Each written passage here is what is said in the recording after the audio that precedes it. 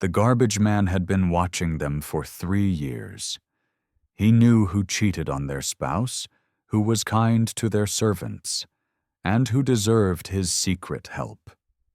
But they had no idea he was worth $50 million. In the heart of Accra's most prestigious neighborhood, where golden gates gleamed under the morning sun and luxury cars lined perfectly manicured streets, lived some of Ghana's wealthiest families. But none of them knew that the man who collected their garbage every morning was worth more than all of them combined. Every day at exactly 5:30 a.m., as the first rays of sunlight painted the sky orange, Kofi would push his worn wooden cart through the wealthy district of Lebone Hills. His clothes were patched and faded, his hands rough and calloused, and his back bent from years of what appeared to be hard labor. The residents barely noticed him. He was just the garbage man, invisible to their world of privilege and power. But Kofi saw everything. He had been watching these families for 3 long years, learning their deepest secrets, their darkest truths, and their most beautiful acts of kindness. What they didn't know was that this humble garbage collector owned every single mansion on the street, controlled the biggest construction company in West Africa, and had been secretly orchestrating their lives from the shadows. As Kofi wheeled his cart past the first house, the massive iron gates automatically opened. Inside the compound, he could see Asha, the elegant wife of a prominent banker, scolding her young housekeeper Zuri. "You stupid girl!" Asha's voice cut through the morning air like a blade. "How dare you break my china? Do you know how much that cost? More than your family makes in a year." Zuri, barely 18 years old, stood with tears streaming down her face, clutching the broken pieces of an expensive teacup. "I'm so sorry, madam. It was an accident. Please don't fire me. My mother needs the medicine money." Asha waved her hand dismissively, her gold bracelets jingling. "Clean this mess and don't let it happen again. You're lucky I don't make you pay for it." As she turned away, Kofi noticed something that made his blood boil. Asha was wearing a diamond necklace that cost more than what she paid Zuri in 5 years, yet she couldn't show the girl the slightest bit of compassion. Kofi made a mental note. He had been watching Asha for months now, documenting her cruelty toward the help, her wasteful spending while complaining about servant wages, and her complete lack of empathy. She would be dealt with soon. Moving to the second house, Kofi's expression softened.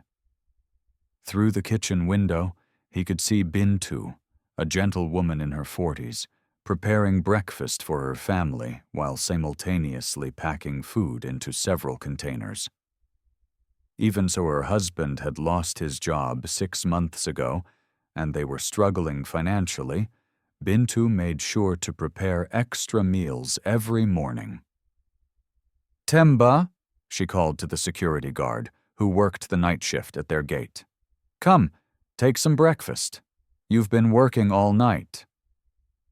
Temba, an elderly man with kind eyes, tried to refuse. "Madam Bintu, you don't need to feed me. Your family comes first." But Bintu insisted, pressing the warm container into his weathered hands. "Temba, you protect our home. Your family too. Besides, there's always enough food when we share with love." This was the 3rd time this week Kofi had witnessed such kindness from Bintu. While other families in the neighborhood treated their staff like invisible servants, Bintu treated everyone with dignity and respect. As Kofi collected the garbage from her compound, he smiled to himself. Bintu had no idea that her mortgage had been mysteriously paid off last month, or that her husband would soon receive a call about a high-paying job at one of Kofi's companies. Good hearts deserved good fortune. The third house belonged to Django, a wealthy businessman who had made his fortune through questionable means. As Kofi approached, he heard raised voices coming from inside. Through the slightly open window, he could see Django on the phone, his face red with anger. "I don't care if those families lose their homes!" Django was shouting into his gold-plated phone. "Business is business. If they can't pay the rent increases, let them find somewhere else to live." "What do you mean it's heartless? Money doesn't have a heart." Kofi's jaw clenched as he remembered the file he had on Django. This man had been systematically forcing poor families out of their homes by raising rents beyond their means, then selling the properties to developers for huge profits. Just last week, 3 families with young children had been evicted because they couldn't afford Django's outrageous rent increases. But what Django didn't know was that Kofi had been quietly documenting all his illegal activities. The bribes to government officials, the tax evasion, the fraudulent contracts. Everything was carefully recorded and ready to be presented to the authorities at the right moment. As Kofi emptied Django's overflowing trash bins, he noticed something interesting. Among the garbage were expensive wine bottles, designer clothing tags, and receipts for lavish parties, while just yesterday Django had refused to give his gardener Odell a small raise, despite the man's 15 years of faithful service. Speaking of Odell, the elderly gardener was just arriving for work, his back hunched with age, and his movements slow but determined. At 72 years old, he still woke up at dawn every day to tend to the beautiful gardens that made the wealthy neighborhood so attractive. Yet Django paid him barely enough to survive. "Morning, my friend," Kofi greeted Odell quietly, speaking in their local Twi language so no one would understand. Odell looked up, surprised that the garbage man was speaking to him with such warmth. "Morning, brother." "Long day ahead of us, eh?" "Indeed," Kofi replied, his eyes twinkling with a secret knowledge. "But I believe your long days of struggle are almost over, old friend. Very soon things will change for the better." Odell gave him a puzzled look but smiled anyway. There was something about this humble garbage collector that felt familiar, though he couldn't quite place what it was. As the morning progressed, Kofi continued his rounds, his trained eyes catching every detail of the neighborhood's social dynamics. At the 4th house, he witnessed Saba, a proud woman who worked as a seamstress, arguing with her landlord about rent money, while her young son, Jabari, played quietly in the corner, wearing shoes with holes in the soles. "Please, sir," Saba was pleading, "I just need 2 more weeks. My biggest client hasn't paid me yet, but she promised the money by Friday." The landlord, a cruel man with no patience for sob stories, was unmoved. "I've heard these excuses before, Saba. Pay by tomorrow or find somewhere else to live. I have 10 other people waiting for this room." Little Jabari looked up from his toys, his young eyes wide with fear. He didn't fully understand what was happening, but he could feel his mother's distress. Kofi's heart ached watching this scene. Here was a hard-working woman raising her son with dignity and love despite their poverty, being threatened by a heartless landlord who owned dozens of properties but showed no mercy to struggling tenants. That evening, after completing his garbage collection rounds, Kofi drove his beat-up old truck to the outskirts of Accra, where a gleaming skyscraper bore the name KOFI Construction Enterprises in golden letters. But instead of entering through the main entrance, he parked around back and changed into an expensive tailored suit in his private office. His secretary, who knew his true identity, greeted him with the day's reports. "Good evening, Mr. Kofi. The board meeting minutes are ready, and your investments in the stock market showed a 15% increase today." But Kofi wasn't interested in profit margins that evening. "Cancel all my appointments for tomorrow morning," he instructed. "I have some personal business to attend to." The next morning, as usual, Kofi resumed his garbage collector disguise and returned to the wealthy neighborhood. But today would be different. Today, his 3-year observation period would come to an end, and justice would finally be served. First, he stopped at Django's house, where the corrupt businessman was just getting into his luxury car. From his garbage cart, Kofi pulled out a thick manila envelope and approached the car window. "Excuse me, sir," he said in a humble voice. "This fell out of your trash bin." "I thought you might need it." Django barely glanced at the garbage collector as he snatched the envelope. "Be more careful next time," he snapped rudely. But when he opened the envelope, his face went pale. Inside were copies of all his illegal transactions, photographs of his bribes being handed over, and a note that read, "The authorities will receive copies of these documents unless you compensate every family you've wronged and turn yourself in within 48 hours. Django's hands began to shake as he realized the implications. Someone had been watching him, documenting his crimes. His arrogance quickly turned to panic as he looked around frantically. But the garbage collector was already moving on to the next house.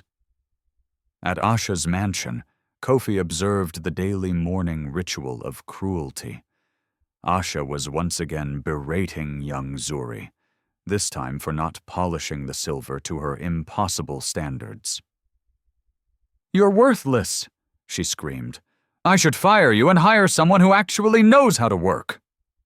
Zuri stood there, taking the abuse, her shoulders shaking with suppressed tears.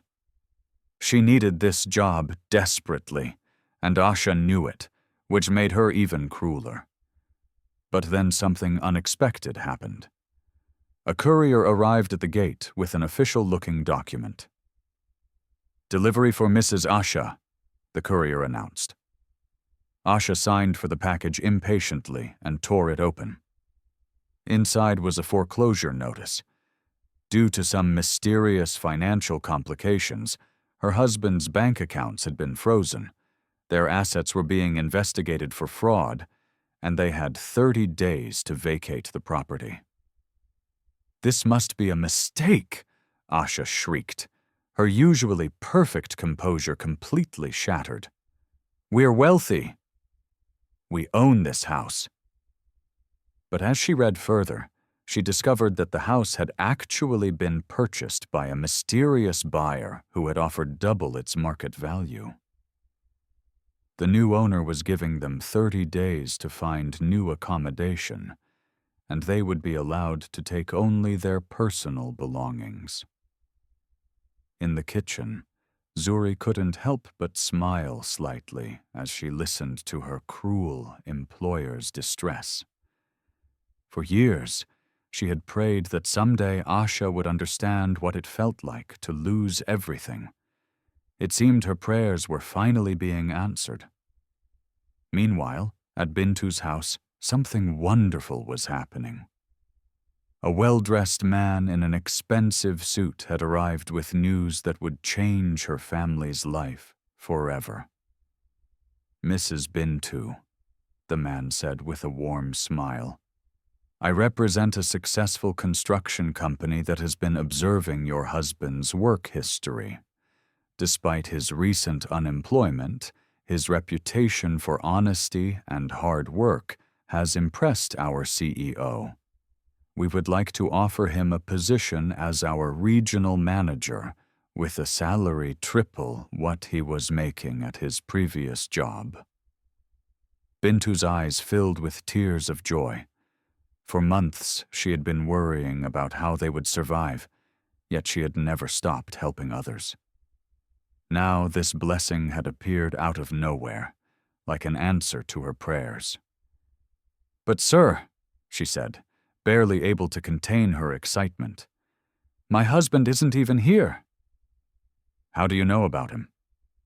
The man smiled mysteriously. "Let's just say someone has been watching your family and believes you deserve this opportunity. Your kindness hasn't gone unnoticed." As the man left, Bintu fell to her knees and thanked God for this miracle. She had no idea that the garbage collector she greeted every morning with a warm smile and cold water was the one responsible for this life-changing opportunity. Later that day, Saba received an equally surprising visit. A lawyer knocked on her door with news that would seem impossible to believe. "Miss Saba," the lawyer began, "I have some unusual news. An anonymous benefactor has paid off all your debts, including 6 months of advance rent. Additionally, this person has commissioned you to create traditional African clothing for several high-profile events, which should provide you with steady income for the next 2 years. Saba stared at the lawyer in disbelief.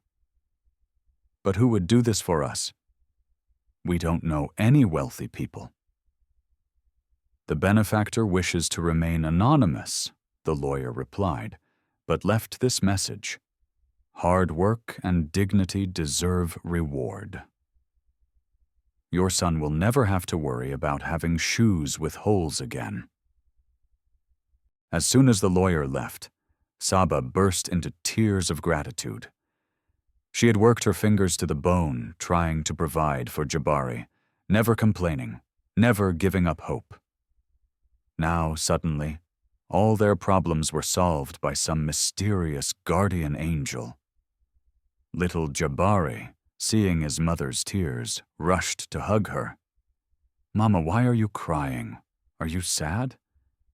"No, my son," Saba whispered, holding him tightly. "These are tears of happiness. Someone out there was watching over us, and God has blessed us through their kindness." As the weeks passed, the transformation in the neighborhood was remarkable. Django, faced with the evidence of his crimes, had no choice but to compensate his victims and turn himself in to avoid going to prison. The families he had evicted were able to return to their homes, and he was forced to sell most of his properties to pay restitution. Asha and her husband, stripped of their ill-gotten wealth, had to move to a modest apartment and learn what it meant to work for a living.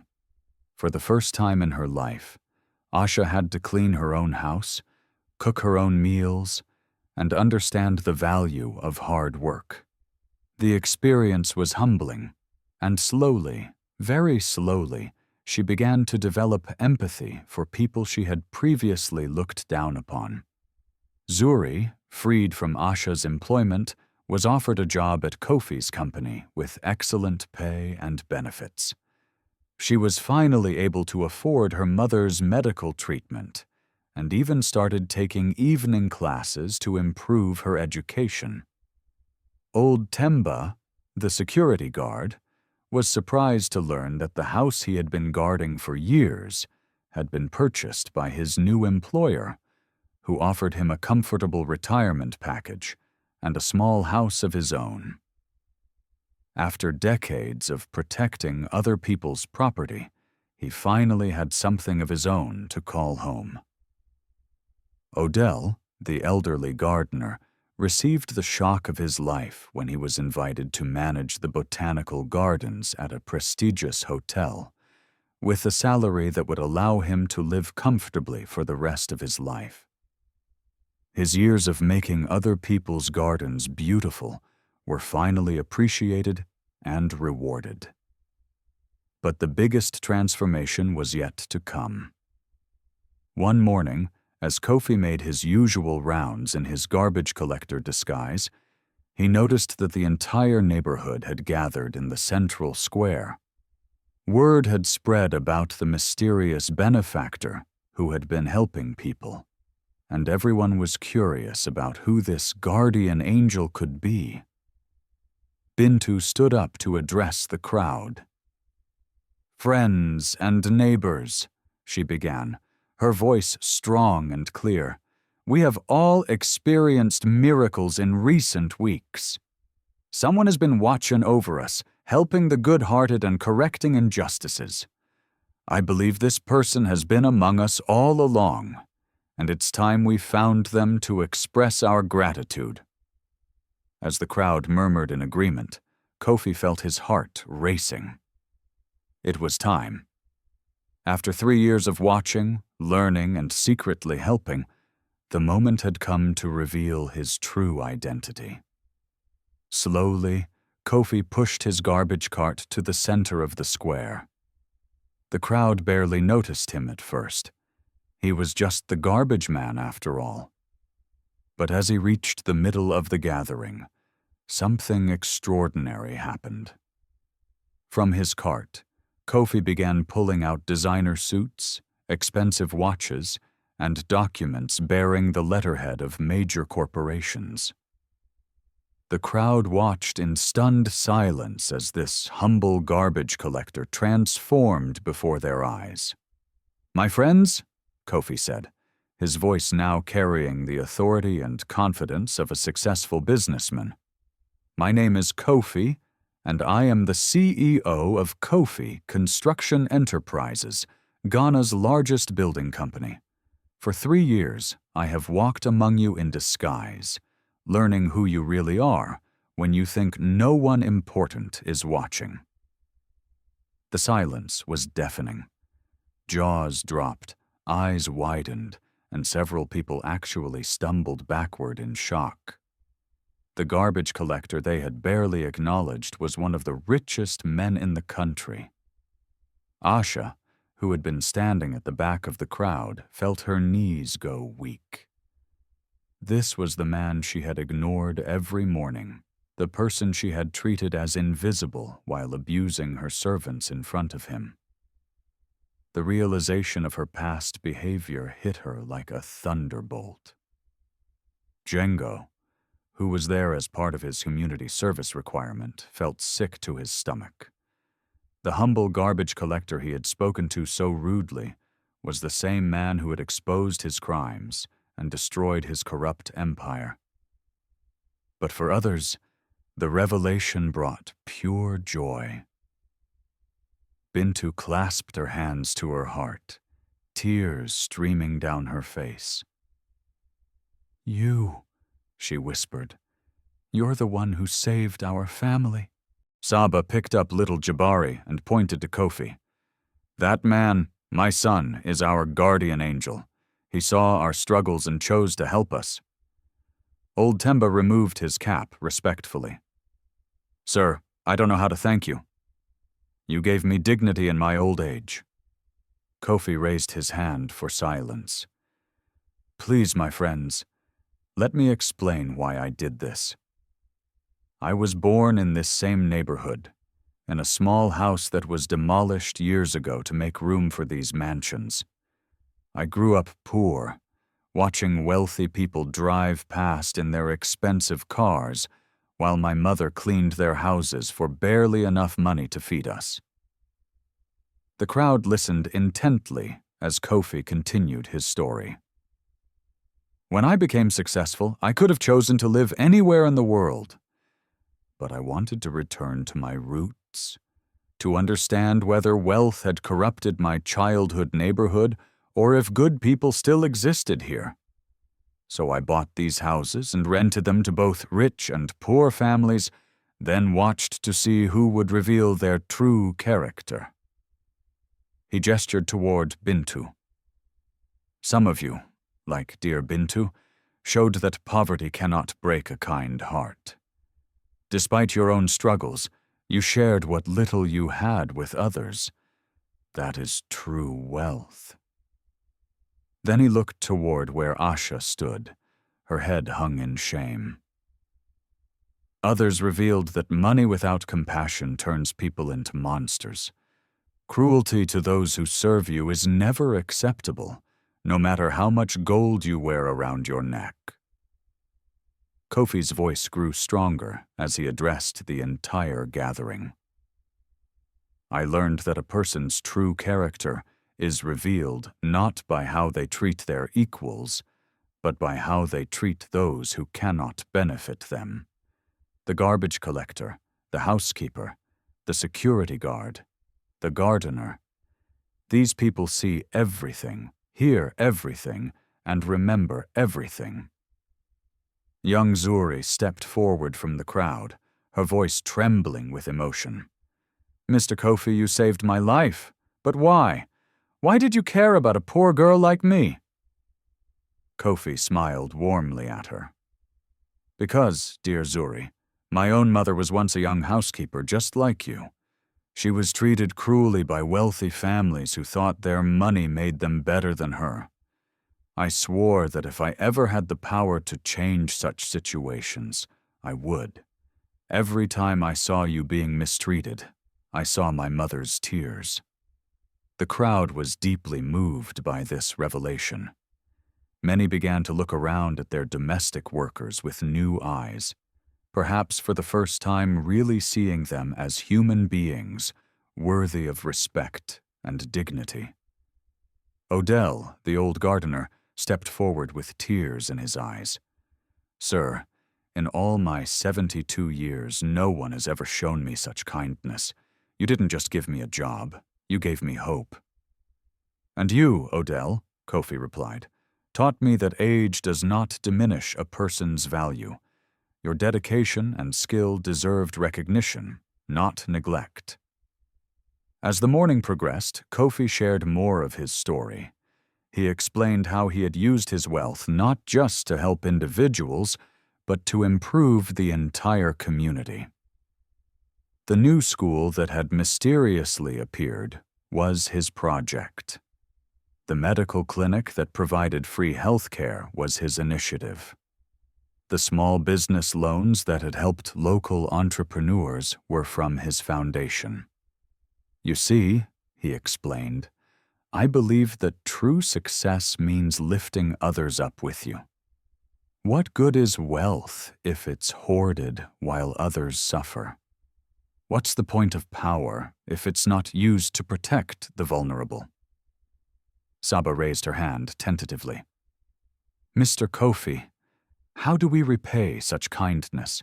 We have nothing to offer someone like you." Kofi's response surprised everyone. "You repay it by treating others the way you wish to be treated. When you become successful, and you will because I've seen your talents, remember to look out for those who are still climbing. Be the guardian angel for someone else that I tried to be for you." Then something beautiful happened. Bintu walked over to Asha, who was still standing apart from the group, clearly ashamed of her past behavior. "Asha," Bintu said gently, "we all make mistakes. What matters is that we learn from them." Asha looked up with tears in her eyes. "Bintu, I was so cruel to you and to everyone who worked for me. I don't deserve your forgiveness." "That's exactly why you need it," Bintu replied with a warm smile. "Forgiveness isn't earned, it's given. And now that you understand what it feels like to struggle, perhaps you can become the person you were always meant to be." The crowd watched as these two women, who had lived such different lives, embraced in the spirit of reconciliation and new beginnings. Kofi watched this exchange with deep satisfaction. This was what he had hoped for, not just individual transformations, but a change in the entire community's understanding of compassion and human dignity. As the gathering began to disperse, with neighbors talking excitedly about everything they had learned, Kofi made one final announcement. "My friends, I want you to know that this house," he gestured to the largest mansion on the street, "will be converted into a community center.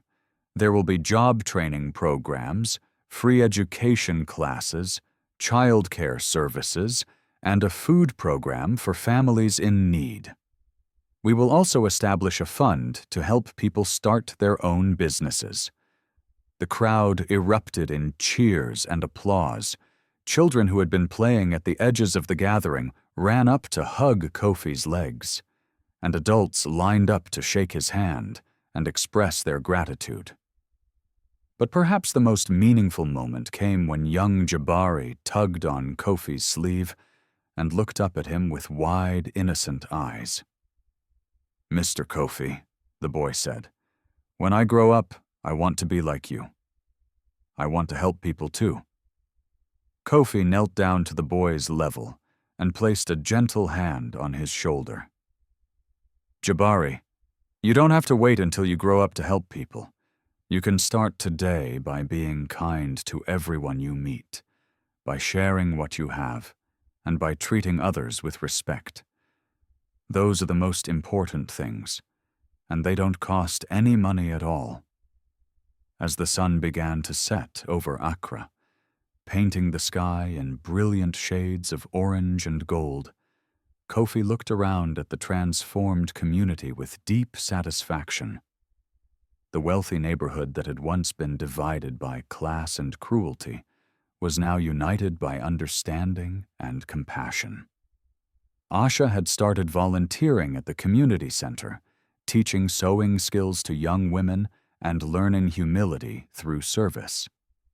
Django, after completing his legal obligations, had found work as a counselor, helping other businessmen avoid the mistakes that had destroyed his life. Zuri was flourishing in her new job and had even started a small savings group with other young women in the neighborhood.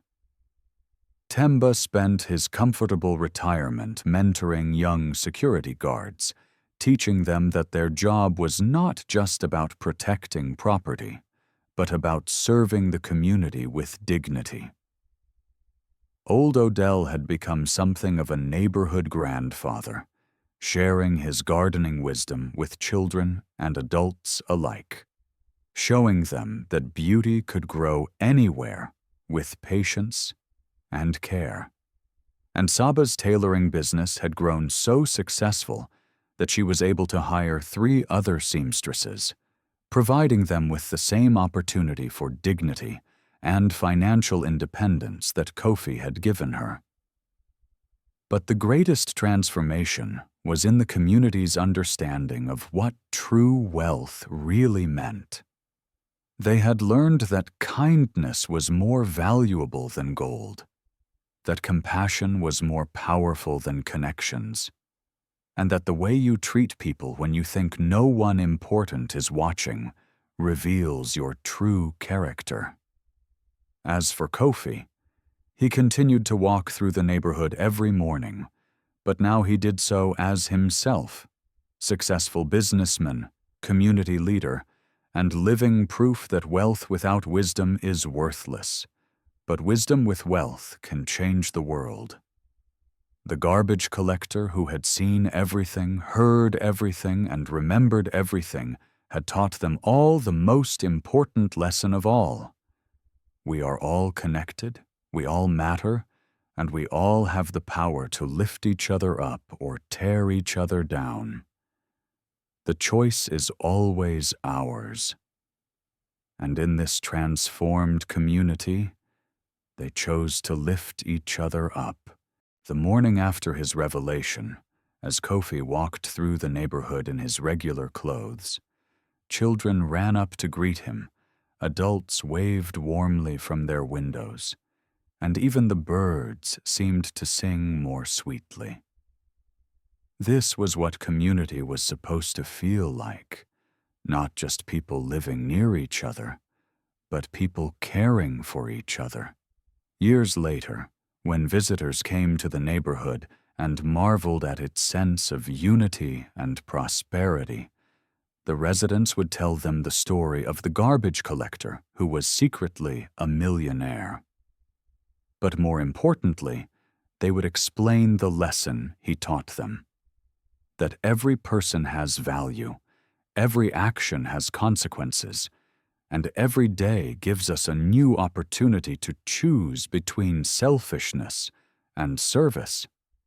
And sometimes, late at night, when the neighborhood was quiet and peaceful, residents would remember those early morning encounters with the humble garbage collector and smile, knowing that they had been part of a modern-day folk tale, a story that proved that goodness is always rewarded, justice eventually prevails, and love truly can transform any community, one heart at a time. The secret millionaire had revealed his identity, but his greatest secret remained unchanged: that the real treasure was never the money in his bank account, but the love in his heart, and his commitment to using his blessings to bless others. In the rich tapestry of African storytelling tradition, this was a tale that would be passed down from generation to generation, reminding each new group of listeners that wealth means nothing without wisdom, power is meaningless without compassion, and the true measure of success is not what you accumulate for yourself, but what you contribute to others. And so the story ends, not with once upon a time, but with from this day forward, because the best folk tales don't just entertain us with stories from the past, but inspire us to create better stories for the future. The garbage collector had finished his work, but the community he helped transform would continue growing, sharing, and caring for generations to come. And that, perhaps, was the greatest treasure of all: